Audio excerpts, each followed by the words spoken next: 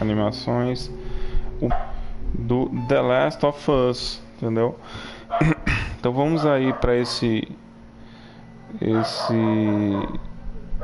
making off, né? Até ao The Last of Us. Deixa eu fechar aqui a janela que tem uma porcaria de um cachorro aqui latindo. Então, galera, quem quiser falar, eu tô aqui para responder, sabem? O vídeo tá todo legendado. More questions than you have answers, especially when you come from like you've been making your Charge 1 and your Charge 2, just kind of like now like things are going, you just kind of like good momentum, and then suddenly that momentum just drops, stops.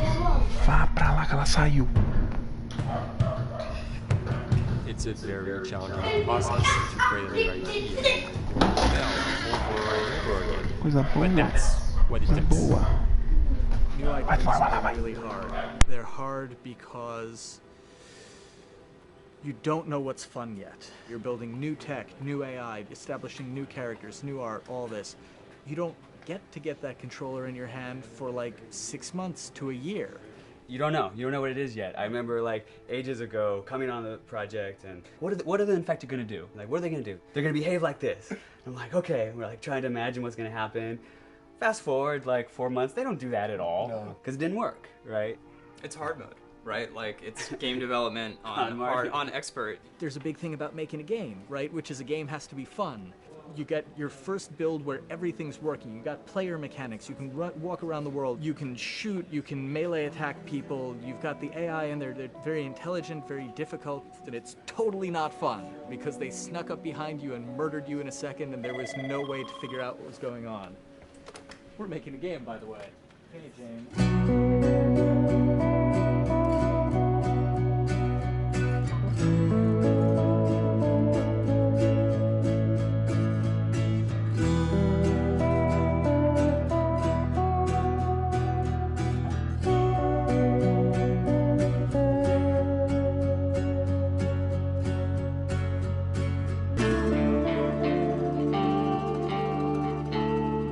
The company has grown quite a bit since I started. I think I was the 12th employee or something back when we got started, but we've tried to stay true to those smaller studio roots. I've been here for 16 years. There's just no reason to leave. I just like the environment here. It's very non-corporate. I think the way we work on Dialogue is kind of special because we don't really like hierarchy or bureaucracy, and no one is really just a manager here. Naughty Dog has a very flat structure. We pretty much all report to the co-presidents and the game directors. I always tell people when we hire them, just like my job is going to be able to trust you, and that's what I want. I want just to give you something and you go with it, and I know it's gonna get done. We believe in iteration, we believe in collaboration, and we believe in the people making the game working directly with each other. When we have designers and artists, animators all mixed up, anybody that's working on the same tasks, the same characters, the same areas, put them next to each other so they can communicate a lot better. We don't have a lot of meetings because if you need something to get done, you just walk over and you talk and then you go back to your desk and you finish it up. And I really like that. I like when I just walk in the office and I see just a designers talking with the programmers or programmers over the animators and talking to them. I think that's when really the magic happens. Naughty Dog, we really try to cultivate a culture where anybody can criticize anybody else's work. And we encourage people to be blunt about it and not try to sugarcoat it too much. It takes too long to be nice sometimes. It's not personal. It's based on more like how can we make a better game. We want everybody to have a voice. We want to cut out all the bullshit if we can, making sure that people are making decisions not based on ego, but what is going to benefit the game. When you see that people trust your opinion and that they value it, it's such a great feeling. You really feel like you're working as a team on a collaborative effort. We want to sort of remember where we came from and you know why we were successful then and try to continue that success now. We make games. That's what we like to do. Back when Uncharted 2 wrapped up and we decided that we were going to build the second team and create a new project, earliest ideas was to go back to Jak and Daxter. It's really near and dear to us. We really love those characters in that universe, and we think that, there are some interesting stories still to be told there. We started to realize that it was not going to do justice to the franchise that the fans had fallen in love with. It would be shifting it so far in a new direction that we felt that effort would be more justified in developing a new IP. Neil and Bruce came to Christoph and I and said they wanted to do a post-apocalyptic game. I think the core essence of what they wanted to do, though, was to try to tell a story about two people and how their relationship evolved over the course of the entire game. That potential, oh wow, there is something very special about that game.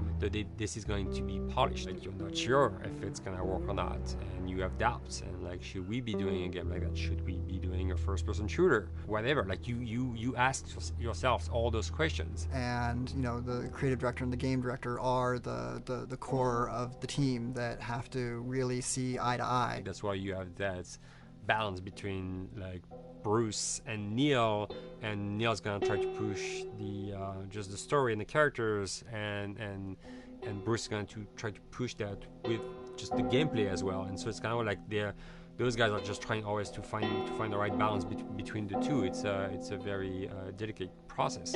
We feel that the interactive medium has an untapped potential to touch the feelings of the player. You have that connectivity, the fact that I'm actually in the world and participating in what's happening on the screen in front of me gives us some sort of advantage to make you feel connected with what's actually happening. At Naughty Dog, that's what we're trying to do, is pair story and gameplay together. If we can make you feel like you're actually with these characters on that journey, and you're invested in those stories and those characters, then you're feeling, in theory, the same thing that they're feeling. As the story evolved and took different shapes and different forms, the thing that was always there was Joel and Ellie. And because of that, everything kind of grew out of that relationship.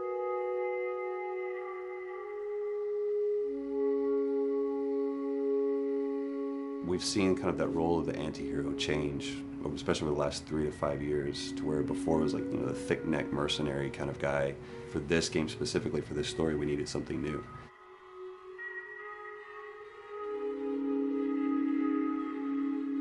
The reason we didn't want to make Ellie Joel's daughter from the get-go is because it wouldn't have anywhere to go. Of course, at that point, he'd be willing to do anything for his daughter, because that is what a dad would do for his daughter. If they didn't even know each other at the beginning of the story, then we start from scratch. It's almost like the player has the same relationship to Ellie as Joel does. And we could take our time to build that relationship between these characters, and if we do it right, then the player will be feeling that same growth that Joel does, and we're kind of mirroring that emotional relationship between the two.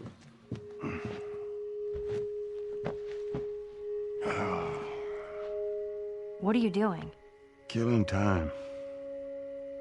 Well, what am I supposed to do? I am sure you will figure that out.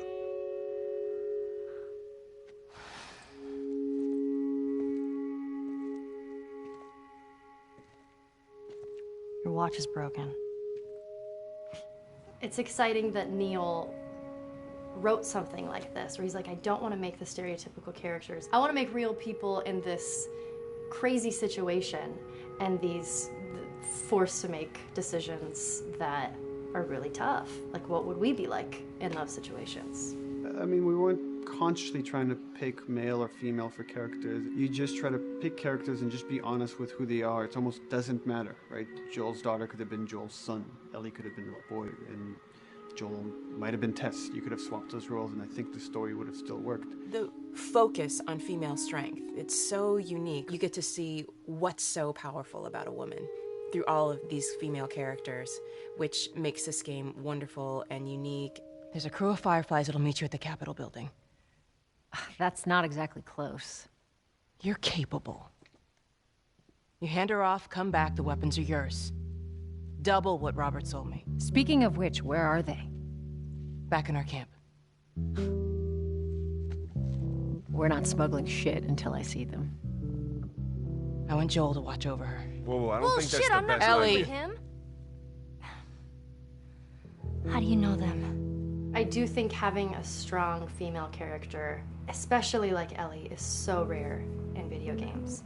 And as a gamer, and more frustrating to me, because I'll see sort of the stereotypical female character where she's amazingly beautiful and huge boobs, and she's there to be either the love interest or just because they're like, well, we need to throw a chick in here. We've seen the strong woman or we've seen the weak woman from this kind of standpoint. And there's that beautiful scene where Joel finds her inside the house and she's reading through this girl's journal going, is this really what they used to worry about? What shirt do I wear and what boy am I gonna go out with? You know, and to be met with those first world problems that we deal with every day and go, how trivial is all of this? I think it's gonna resonate a lot, not just with, you know, a female audience, but with a male audience as well.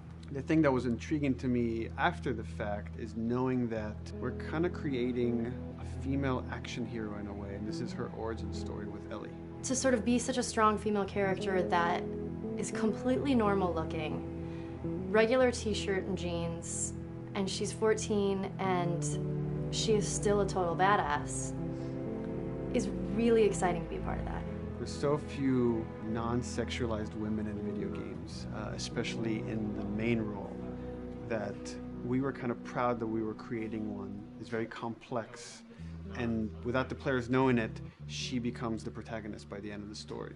And that's why she's in the front of the box, and that's why we've been promoting the two of them together so much. Who's there? It is a dual protagonist game, and yeah, I guess I get nervous to think about it in that way.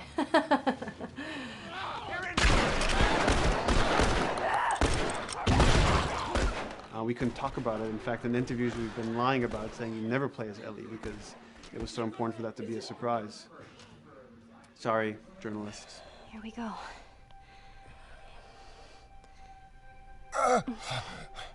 Sorry. Hold on. That's it. The tone of the game was set pretty early on that we knew that we wanted to make a really grounded story. We knew that we wanted to make the player feel the sense of tension and dread and go through the same emotional roller coaster that Joel and Ellie were going through. One of the things we kind of struggled with is to say, well, if we want to really ground this world and make it so like realistic, maybe we shouldn't have anything that could be perceived as a monster. Maybe like by just having an infection that just killed people, and it's all about humans and how they deal with this post-apocalyptic society and how different people decide to survive. Maybe that would be enough.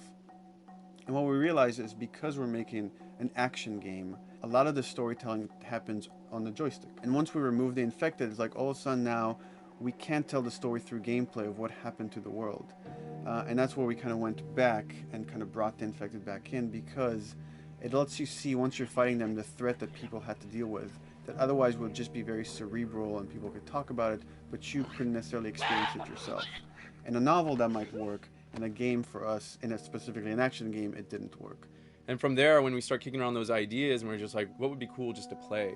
The early inception for it really came from a BBC video we saw called Planet Earth, where they were talking about a cordyceps fungus. This cordyceps fungus gets inside of the brain and controls these ants, and mandibles start chomping, they grow up to higher areas, cordyceps fungus sprouts out, and then it germinates. And essentially uses them to spread its infection and take over whole colonies, sometimes wiping them out. As soon as we saw it, we were intrigued by the idea of, what if it jumped to humans?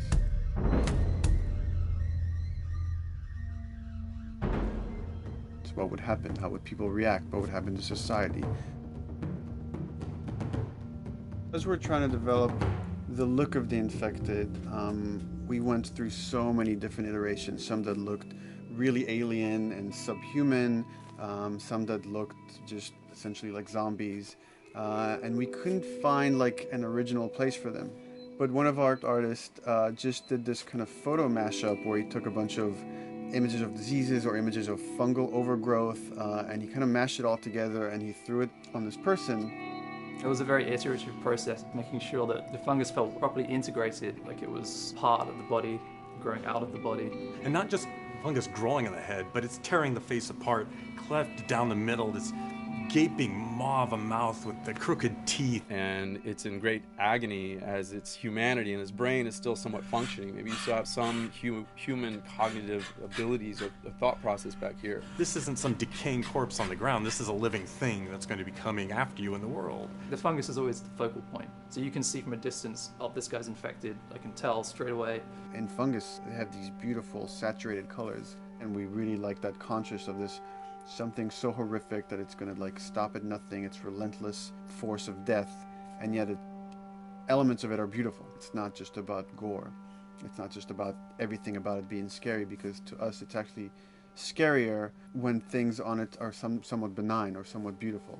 It was evident that we were onto something that was quite a bit different and something that we hadn't really seen before, which was eerily human but very disturbing. And it seemed so creepy and so unique right away.